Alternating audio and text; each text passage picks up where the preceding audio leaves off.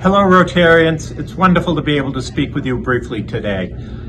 Many have said, and it's absolutely true, we're closer than ever to ending polio. But you know, it's fragile. We have challenges in the places where we work, particularly in Pakistan and Afghanistan, but also in Africa, where some of the immunization rates for all sorts of diseases are lower than we would like them to be.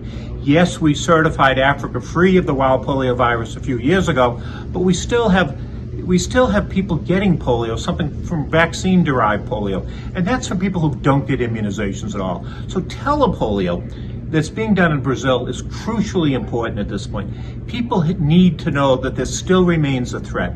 They need to know the importance of increasing routine immunization in their country. There are many countries around you that are alarming. Brazil, for a while, did not have the best rate of routine immunizations.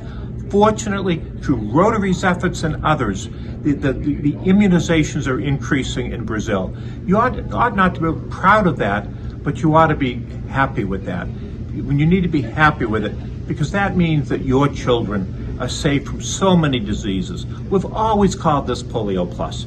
We've called it Polio Plus because, yes, we want to end polio in the world, but in doing so, we also want to help out with other things. And we have done that. When there's been outbreaks of other things other than polio, it's the polio staff that helps. So yeah, progress is fragile, but we are close. The experts say we're close. So I really want to thank those of you in Brazil and in the surrounding countries as well. What we call the PAHO region, it's a definition of Pan American Health Organization. It's where I most worry about in terms of that we could have a surprise. We had some polio case a few years back, you may remember, in Sao Paulo. So thank you for what you're doing. We need to keep our eye on the ball, and we need to make sure that once and for all, together, we end polio.